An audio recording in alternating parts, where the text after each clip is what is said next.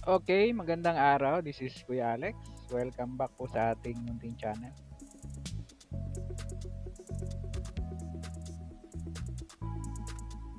Update po natin itong South Luzon Expressway, yung road widening project. Dito lang po sa bandang Kalamba na yung entire Kalamba nasakop ng SLEX. Dahil yun pong ibang mga lugar ay tapos na. Bali may dalawang tulay pa na ongoing sa ngayon kasi hindi pa siya tapos. Yun lang po yung medyo nagsisikip dyan. Ngayon po'y araw ng Sunday, ika-18 sa buwan ng Mayo 2025. Ang oras po natin ay alas 3:45 ng hapon. Opo, natsyempohan po natin at nagkaroon tayo ng pagkakataong makabiyahe. Kaya lang ay nakita nyo kahit linggo ay matraffic. Kasi nga po dito sa area na ito, bali ito po yung lalabas extension siya ng expressway SLEX TR3. Opo, from Kalamba hanggang dito sa Santo Tomas. Pero yung pong ating video ay inumpisahan po natin sa Santo Tomas pabalik ng Kalamba. Galing po tayo ng Batangas area.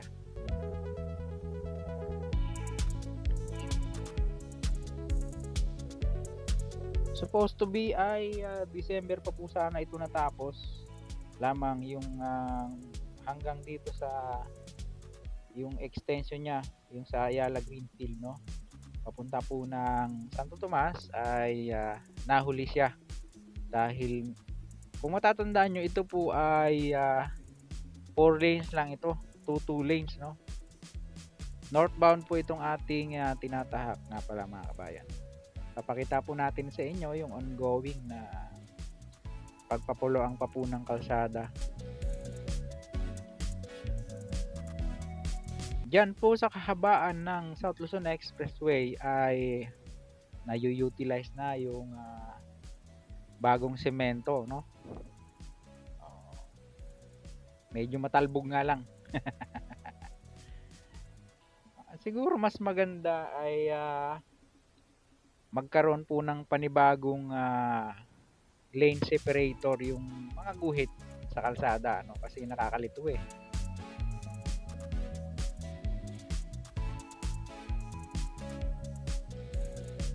Binabati po natin ang ating pong mga taga-subaybay, yung pong mga mahihilig sa ganitong klase ng content. Naanyahan ko po kayong mag-subscribe sa ating pong munting channel. Malaking tulong po yan. Paki-like na rin po.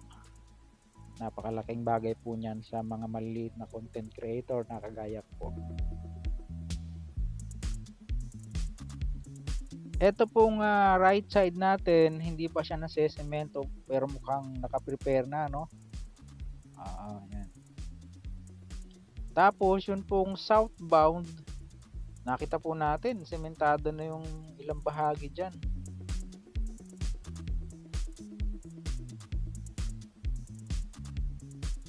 And then yun pong tulay na patawid ng yung halos magdudugsong na siya ng Star Tollway saka SLEX TR3 ay ongoing po yung pagpapaluang yan, board piling dyan sa ilalim. Pagpasensyaan nyo na po, wala po tayo munang drone shot o drone footage this time dahil wala po halos tayong oras na, no? Dito sa nakikita po natin sa right side ay sementado na siya. Tapos ito yung isang overpass bridge bago dumating ng interchange bridge naman ng SLEX TR4. Yun pong expressway naman from dito sa Kalamba papunta ng Lucena. Ito na po siya. O yan. Nilalagyan na din siya ng mga bakal preparation para sa parapet wall. Yung sa gilid, no? Ayan, no? Yan. Dito po yung at tinatawag na Santo Tomas Interchange ng SLEX TR4.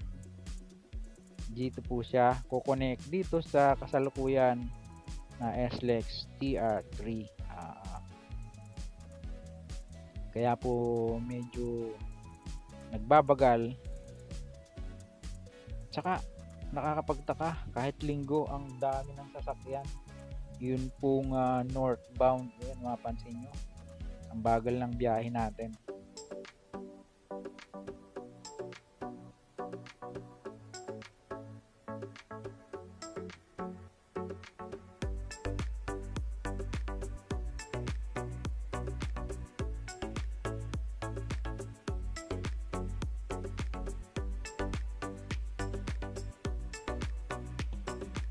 Ito pong South Luzon Expressway assigned as E2 ng Philippine Expressway Network. Meron po itong kabuang haba na 49.56 kilometers. Almost 50 kilometers po ito. Magmula po dito sa Santo Tomas sa Batangas hanggang diyan sa Magallanes sa Makati City and vice versa.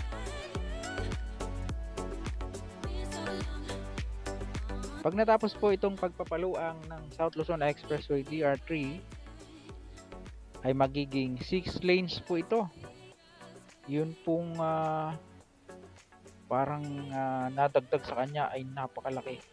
Pero ito pong sa may Ayala Greenfield, mga kabayan, kung matatandaan nyo, 2 lanes lang ito magkabila yung existing nya, oh. Ayun, antabayanan po natin kung ilang lane yung madadagdag dito, no?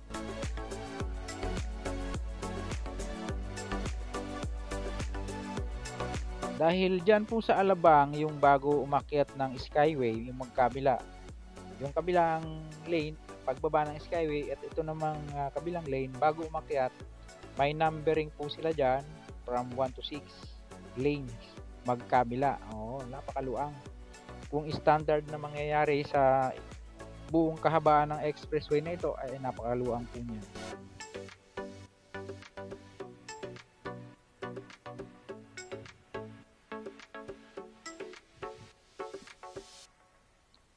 Mabanggit ko lang din po sa kasalukuyan, ongoing din po yung road widening ng Star Tollway. Actually, ang balita po natin, magmula sa Ibaan hanggang doon na sa Balagtas ay konti na lang yata ang hindi po nasisemento.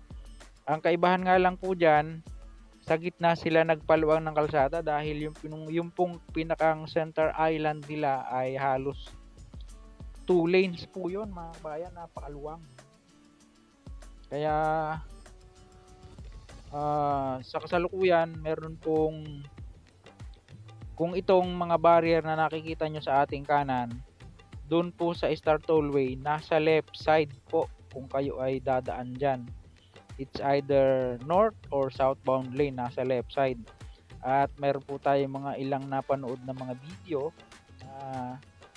may mga sumasabit sa concrete barrier ng mga sasakyan, kaya ingat-ingat po tayo sa paglusot sa kaliwa. Make sure na, lalo na kapag ang sabay natin ay truck or bus, ay medyo magbibigay siya ng kaukulang espasyo, no, bago tayo lumusot. Yan. For safety. Apo.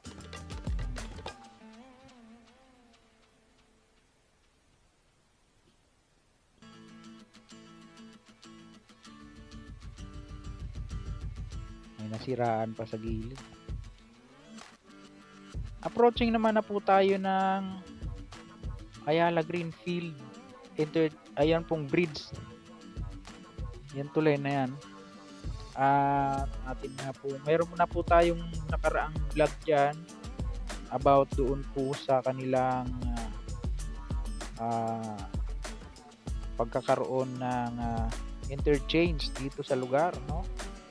Yung Ayala Greenfield Interchange ay malaking tulong po sana ito yung sa mga papunta ng Baños, pupunta ng Paete, pupunta ng Bae, Victoria, something like that, pupunta ng Santa Cruz at Calamba area, ay napakalaking tulong po sana niyan. Lamang hanggang ngayon parang wala pang no? Parang hindi pa nag-uumpisa. Matagal na pong nagkaroon ng groundbreaking ceremony last year pa about dito nga po sa interchange na ito ng Greenfield. Dito na po yung bridge niya, ayan, makikita niyo. Yung sa left side papunta po ng Maharlika Highway yan, tapos yung sa pakanan ay papunta naman siya ng Los Baños area. Pansol muna.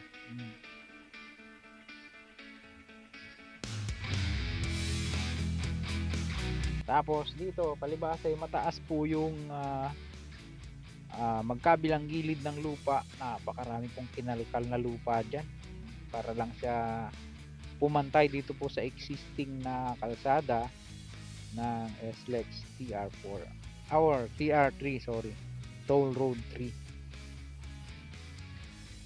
Pagdating dito medyo bumibilis-bilis na yung speed natin. Talagang volume talaga yung mga sasakyan, hindi ko maintindihan. Kahit linggo ay ganyan ang sitwasyon dito sa atin sa expressway, no?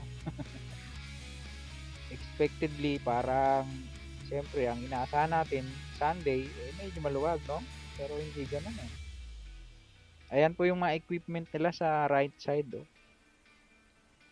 Mayroong mga lugar na tuloy-tuloy po yung trabaho dahil siguro ay sinasamantala nila yung pagkakataon na maganda pa yung panahon, dahil alam naman po natin pareho na kapag nasa construction outdoor, pag nagtag-ulan malaki po ang epekto nun sa kanilang gawa, lalo na yung pagbubuhos ng semento, no?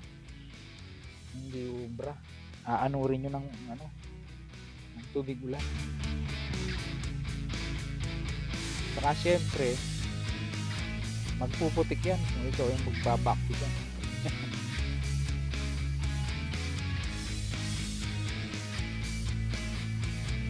Approaching po tayo ng isa pang tulay na sa kasalukuyan ay ongoing pa rin po yung board piling dito, saka yung paglalagay ng pier column.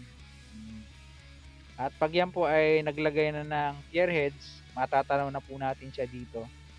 Ayan nyo po, at sa susunod nating update siguro ay pagsisikapan po natin na makuha natin ng aerial shot para mas makita natin ng mas malawak, no? Dahil nasanay po tayo na laging mayroong aerial footage, mas maganda kasing panoorin. Sana po pagtsagaan nyo muna yung pong ating ma-share sa inyo na update patungkol nga po dito sa SLEX Toll Road 3, yung road widening niya. Calamba interchange na. So yung mga pupunta po ng yung mga nabanggit kong lugar kanina sa inyo sa Kalakhang, Laguna, Pasilangan, ay dyan po kayo mag-i-exit, no? Calamba.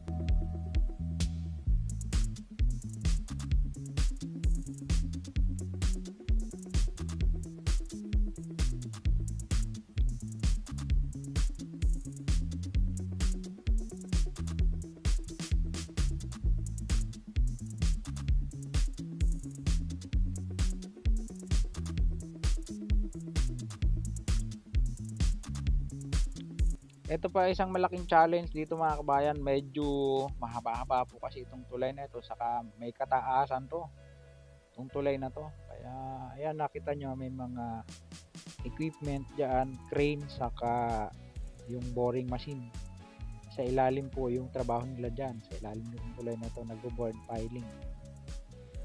Magkabila naman po yung paluluangin dyan.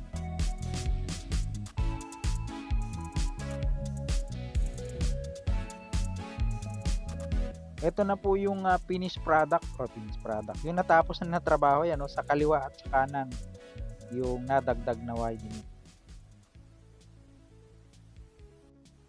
Then jump po tayo dito sa isa pang ginagawang tulay. Dito naman po nagkakaroon din ng bottleneck dahil yun nga, ongoing po yung construction ng tulay dito. Yan. Yung nasa gitna, tila buhos na lang ang kulang no? Then, ganyan na po ang hitsura niya mga kabayan. Mayroong concrete barrier sa gitna. Lalagyan ng pintura yan ng dilaw sa itim eventually. Then, yung reflectorize. Naka-install na ang street lights. Mas maganda kung makuha na natin to ng gabi, no? Para makita natin yung sitwasyon. Saka yung view niya pag gabi. Ayan, ganyan na po magiging hitsura niya. Kaya lang may mga plastic cone pa dito sa left side, hindi pa po ma-utilize tong lugar na ito.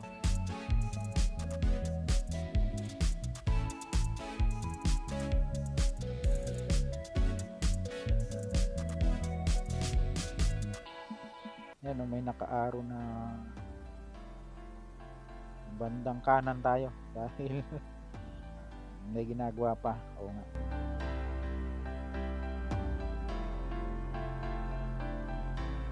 Eto na pala yung dating toll plaza mga kabayan. Linis na tingnan. Hindi pa lang ma-utilize yung gitna dahil yun nga, mayroon pang ilang mga ginagawa dyan.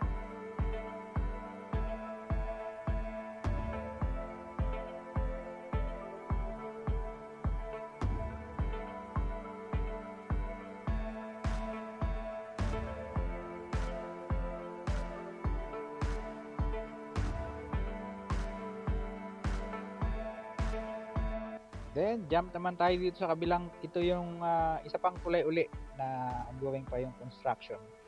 Medyo, yan, apektado rin yung daloy ng trapiko dyan. Yun lang, magandang araw po sa inyo lahat. Salamat sa pagsubaybay.